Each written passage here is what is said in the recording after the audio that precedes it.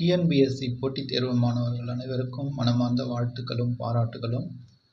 நாம் இந்த வகுப்பில் இருந்து குரூப் 2 மற்றும் 2A மெயின்ஸ் தேர்வுக்கான பயிற்சி வகுப்புகளை பார்க்கலாம் நண்பர்களே. அதாவது 28/9/2025 அன்று நடைபெற்ற குரூப் 2 மற்றும் 2A பிலிமினரி தேர்வில் பெரும்பாலான கேள்விகள் அரசாங்கத்தின் திட்டங்களை பற்றி கேட்டிருந்தார்கள் நண்பர்களே. மெயின்ஸ் தேர்விலும் அரசினுடைய திட்டங்களை பற்றி தான் பெரும்பாலும் கேள்விகள் வரும். எனவே அதனுடைய முக்கியத்துவம் கருதிதான் அரசாங்கத்தினுடைய சில முக்கியமான திட்டங்களை நாம் முதலில் பார்த்து விடுவோம். அதன் பிறகு மற்ற தலைப்புகளை பார்க்கலாம் நண்பர்களே. அதாவது இந்த குரூப் 2 மெயின்ஸ் மற்றும் 2A மெயின்ஸ் இரண்டிற்கும் பொதுவான தலைப்பாக இருப்பது தான் இந்த டெவலப்மெண்ட் அட்மினிஸ்ட்ரேஷன் ஆஃப் தமிழ்நாடு, அதாவது தமிழ்நாட்டின் வளர்ச்சி நிர்வாகம் என்ற பகுதியானது. இரண்டு மெயின்ஸுக்குமே பொதுவான தலைப்பு நண்பர்களே. அதாவது தமிழ்நாடு அரசாங்கத்தால் செயல்படுத்தக்கூடிய திட்டங்கள், வெல்ஃபேர் ஸ்கீம் போன்ற அனைத்தும் இரண்டு தேர்வுக்குமே பொதுவானது நண்பர்களே. எனவே இரண்டு தேர்வுக்குமே சேர்ந்தே நாம் இப்பொழுது பார்க்கலாம். முதல் வகுப்பாக இன்றிலிருந்து மெயின்ஸ் தேர்வுக்கு தயாராகும் நண்பர்களே. அதன் அடிப்படையில் மிக மிக முக்கியத்துவம் வாய்ந்த இரண்டு திட்டங்களை பற்றி இந்த முதல் வகுப்பில் பார்க்கலாம். அதாவது முதல் திட்டம் புதுமை பெண் திட்டம், அதற்கடுத்து இரண்டாவதாக தமிழ் புதல்வன் திட்டம். இந்த இரண்டு திட்டத்தை பற்றிய அனைத்து விவரங்களையும் பார்க்கலாம் நண்பர்களே. குரூப் 2 மற்றும் 2A மெயின்ஸ் தேர்வுகளில் நிச்சயமாக இதிலிருந்து கேள்விகள் கேட்பார்கள். அதாவது ஏதேனும் ஒரு திட்டத்தை கொடுத்து முழுமையாக எழுத சொல்லுவார்கள். குரூப் 2A தேர்வை பொறுத்தவரை அப்ஜெக்டிவ் முறை என்பதால் சில வாக்கியங்கள் கொடுத்து எது சரி தவறு என்று கேட்பார்கள் நண்பர்களே. எனவே இந்த இரண்டு திட்டங்களை முழுமையாக இப்போது பார்க்கலாம். மாணவர்கள் தெளிவாக கேட்டு பயன்பெறுங்கள் நண்பர்களே. அதாவது டிஎன்பிஎஸ்சி குரூப் 2 மெயின்ஸ் மற்றும் 2A மெயின்ஸ் இரண்டு தேர்வுக்கும் இது பொதுவானது. இந்த இரண்டு தேர்வுக்கும் படிப்பவர்கள் கட்டாயம் இதை கேட்டு பயன்பெறுங்கள் நண்பர்களே. இப்போது பாடத்திற்குள் போவோம். முதல் திட்டம் புதுமை பெண் திட்டம். இது 2022ஆம் ஆண்டு தொடங்கப்பட்டது நண்பர்களே. அதாவது 2022 அந்த ஆண்டில் இந்த புதுமை பெண் திட்டம் தொடங்கப்பட்டது. எப்போது தொடங்கப்பட்டது என்று பார்த்தால் செப்டம்பர் 5, 2022 அன்று தொடங்கப்பட்டது. அதாவது பேரறிஞர் அண்ணா அவர்களின் பிறந்த நாள் அன்று இந்த புதுமை பெண் திட்டம் தொடங்கப்பட்டது நண்பர்களே. செப்டம்பர் 5, 2022ஆம் ஆண்டு இந்த புதுமை பெண் திட்டம் தொடங்கப்பட்டது. எங்கு தொடங்கப்பட்டது என்று பார்ப்போம். சென்னையில் உள்ள பாரதி மகளிர் கல்லூரியில் இந்த புதுமை பெண் திட்டமானது தொடங்கப்பட்டது நண்பர்களே. அதாவது வட சென்னையில் உள்ள ராயபுரம் தொகுதிக்கு உட்பட்ட பிராட்வே வழியில் இருக்கிற பாரதி மகளிர் கல்லூரியில் இந்த புதுமை பெண் திட்டமானது செப்டம்பர் 5, 2022ஆம் ஆண்டு தொடங்கப்பட்டது.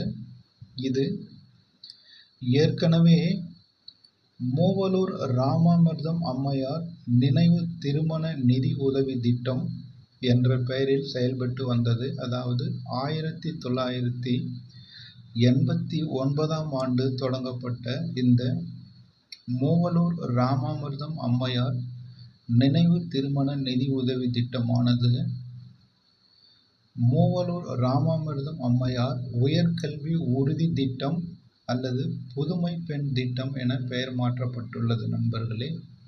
புரிந்து கொள்ளுங்கள். அதாவது இந்த மூவலூர் ராமாமிர்தம் அம்மையார் திட்டம்தான் உயர்கல்வி உறுதி திட்டம் அல்லது புதுமை பெண் திட்டம் என பெயர் மாற்றப்பட்டது. இந்த மூவலூர் ராமாமிர்தம் அம்மையார் திட்டம் 1989ஆம் ஆண்டு தொடங்கப்பட்டது நண்பர்களே. ஆண்டுகளை நினைவில் வைத்துக் கொள்ளுங்கள், கட்டாயமாக கேட்பார்கள். அதற்கடுத்து புதுமை பெண் திட்டத்தினுடைய நோக்கங்கள் என்னென்ன என்று பார்ப்போம்.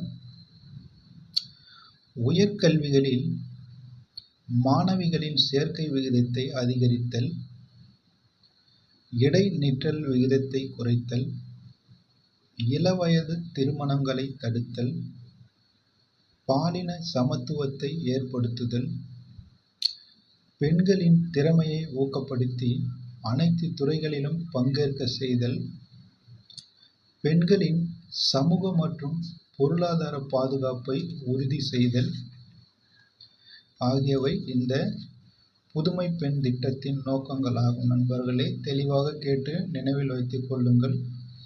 குரூப் 2A மெயின்ஸ் தேர்வுகளில் ஏதேனும் 4 வாக்கியங்களை குறித்து இதில் எது எல்லாம் புதுமை பெண் திட்டத்தின் நோக்கம் என்று கேட்பார்கள். நண்பர்களே, அதற்கும் தயாராக இருங்கள். 2A மெயின்ஸ் தேர்வு எழுதுகிறவர்கள் இந்த திட்டத்தை முழுவதுமாக அப்படியே எழுதுவது போல் கேள்வி கேட்பார்கள். அதற்கும் தயாராக இருங்கள். நண்பர்களே, 2 தேர்வுக்கும் படிப்பவர்கள் அதற்கேற்றாற்போல் தயாராகிக் கொள்ளுங்கள். அடுத்து, இந்த புதுமை பெண் திட்டத்தின் பயனாளிகள் யார் யார் என்று பார்க்கலாம். நண்பர்களே, அரசு பள்ளி மற்றும் அரசு உதவி பெறும் பள்ளிகளில் தமிழ் வழி கல்வியில் 6ஆம் வகுப்பு முதல் 12ஆம் வகுப்பு வரை பயின்று உயர்கல்விக்கு செல்லும் மாணவர்கள் இந்த புதுமை பெண் திட்டத்திற்கு தகுதியானவர்கள். அதாவது நண்பர்களே, இது மாணவிகளுக்கு மட்டும்தான். மாணவர்களுக்கு தமிழ் புதல்வன் திட்டம் என்று தனியாக இருக்கிறது, அதை பிறகு பார்க்கலாம். அதாவது திரும்பவும் சொல்லுகிறேன், இந்த புதுமை பெண் திட்டத்தின் பயனாளிகள் அல்லது இந்த திட்டத்திற்கான தகுதிகள் என்ன என்று பார்த்தால், அரசு பள்ளி மற்றும் அரசு உதவி பெறும் பள்ளிகளில் தமிழ் வழியில் 6ஆம் வகுப்பு முதல் 12ஆம் வகுப்பு வரை பயின்று இருக்க வேண்டும். அதன் பிறகு அவர்கள் அரசு கல்லூரியில் உயர்கல்வி பயில்வதற்காக சேரும்போது இந்த திட்டமானது அவர்களுக்கு பயன்படுகிறது. நண்பர்களே, அடுத்து RTE சட்டத்தின் கீழ் 6 முதல் 8ஆம் வகுப்பு வரை தனியார் பள்ளிகளில் பயின்று பின்பு 9 முதல் 12ஆம் வகுப்பு வரை அரசு பள்ளியில் படித்து உயர்கல்விக்கு செல்லும் மாணவிகளும் இதற்கு தகுதி பெறுகிறார்கள். அதாவது RTE சட்டத்தின் கீழ் 6வது முதல் 8ஆம் வகுப்பு வரை தனியார் பள்ளிகளில் பயின்றாலும் பிறகு 9லிருந்து 12ஆம் வகுப்பு வரை அவர்கள் அரசு பள்ளியில் படித்து உயர்கல்விக்கு சென்றால் இவர்களும் அதற்கு தகுதி பெறுகிறார்கள். அதற்கடுத்து முதலில் சேரும் உயர்கல்வி படிப்பிற்கு மட்டுமே இந்த ஊக்கத்தொகையானது வழங்கப்படுகிறது. நண்பர்களே, அதாவது அந்த குடும்பத்திலோ அல்லது அந்த தலைமுறையிலோ முதலில் சேரும் உயர்கல்வி படிப்பிற்கு மட்டுமே இந்த ஊக்கத்தொகையானது வழங்கப்படும். நண்பர்களே, அதாவது சில குடும்பங்களில் நிறைய பெண் பிள்ளைகள் இருப்பார்கள். அப்படி இருந்தால் அதில் முதலில் யார் அந்த தகுதிக்கு வருகிறார்களோ அவர்களுக்கு அந்த ஊக்கத்தொகையானது வழங்கப்படுகிறது. அதற்கடுத்து தொலைதூர கல்வி மற்றும் அங்கீகரிக்கப்படாத கல்வி நிறுவனங்கள் மூலம் உயர்கல்வி தொடரும் மாணவிகள் ஊக்கத்தொகை பெற தகுதி இல்லாதவர்கள், அதாவது டிஸ்டன்ஸ் எஜுகேஷன் என்று சொல்லக்கூடிய கரஸ்பாண்டன்ஸில் படிக்கிறவங்க அங்கீகரிக்கப்படாத கல்வி நிறுவனங்கள் மூலம், அதாவது பல்கலைக்கழகத்தால் அங்கீகரிக்கப்படாமல் நடத்துகிற கல்லூரி நிறுவனங்களில் படிக்கிறவர்களுக்கு இந்த ஊக்கத்தொகை பெறுவதற்கான தகுதி இல்லாதவர்கள். அதற்கடுத்து அளிக்கப்படும் உதவித்தொகை எவ்வளவு என்பதை பார்க்கலாம். அதாவது இந்த திட்டத்தின் கீழ் உயர்கல்வியை முடிக்கும் வரை, அதாவது 3 ஆண்டுகள் கல்லூரி படிப்பை முடிக்கும் வரை அவர்களுக்கு மாதந்தோறும் ரூபாய் 1000 வழங்கப்படும். இந்த 1000 ரூபாயானது நேரடியாக அவர்களுடைய வங்கி கணக்கில் வரவு வைக்கப்படுகிறது. நண்பர்களே, அதாவது அவர்கள் இந்த உயர்கல்வியை முடிக்கும் வரை, கல்லூரி படிப்பை முடிக்கும் வரை மாதந்தோறும் 1000 ரூபாய் அவர்களுடைய வங்கி கணக்கில் நேரடியாக வரவு வைக்கப்படுகிறது. அதற்கடுத்து இந்த திட்டத்தினுடைய நன்மைகள் என்ன என்று பார்க்கலாம். உயர்கல்வியில் சேர்க்கை விகிதத்தை அதிகரிக்கும், உயர்கல்வியில் இடைநிற்றலை குறைக்கும், பாலின சமத்துவம் ஏற்படும், ஏழை குழந்தைகளுக்கு பொருளாதார ரீதியாக உதவியாக இருக்கும் நண்பர்களே. அதாவது வறுமையை காரணம் காட்டி இடையில் நிற்பவர்களுக்கு இது மிகப்பெரிய ஊன்றுகோலாக இருக்கும். இந்த திட்டத்தினுடைய நன்மைகள் நண்பர்களே. அதற்கடுத்து சில டேட்டாக்களை பார்க்கலாம். 2024 மார்ச் நிலவரப்படி இந்த திட்டத்தின் பயனாளிகள் 2,73,000 பேர் பயனடைந்திருக்கிறார்கள் நண்பர்களே. அதாவது 2024 மார்ச் மாத நிலவரப்படி 2,73,000 மாணவிகள் பயனடைந்திருக்கிறார்கள். அதற்கடுத்து 2024 மே மாதம் இந்த திட்டத்தின் காரணமாக உயர்கல்வியில் மாணவிகளின் சேர்க்கை வீதம் 34% அதிகரித்துள்ளதாக தமிழ்நாடு அரசாங்கம் தெரிவிக்கிறது. அதாவது இந்த திட்டம் தொடங்கப்பட்டது 2022 ஆண்டு செப்டம்பர் 5ஆம் தேதி.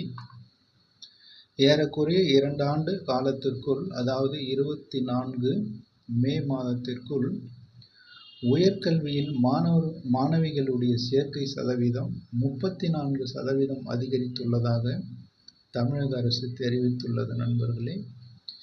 இந்த டேட்டாக்கள் நிச்சயமாக 2A மெயின்ஸ் தேர்வில் கேட்டு விடுவார்கள். தெளிவாக கேட்டு நினைவில் வைத்துக் கொள்ளுங்கள். இந்த புதுமை பெண் திட்டம் இதோடு முடிகிறது நண்பர்களே. அதாவது இதை பற்றிய அனைத்து தகவல்களையும் பார்த்துவிட்டோம். அதாவது இந்த திட்டம் எப்பொழுது தொடங்கப்பட்டது, எங்கு தொடங்கப்பட்டது, ஏற்கனவே எந்த பெயரில் இருந்தது, அதனுடைய நோக்கங்கள் என்ன, அதற்கான பயனாளிகள் அல்லது தகுதிகள் என்னென்ன, அளிக்கப்படும் உதவித்தொகை எவ்வளவு, அப்புறம் கடைசியாக இந்த திட்டத்தினுடைய நன்மைகள் என்னென்ன என்பதை பார்த்தோம்.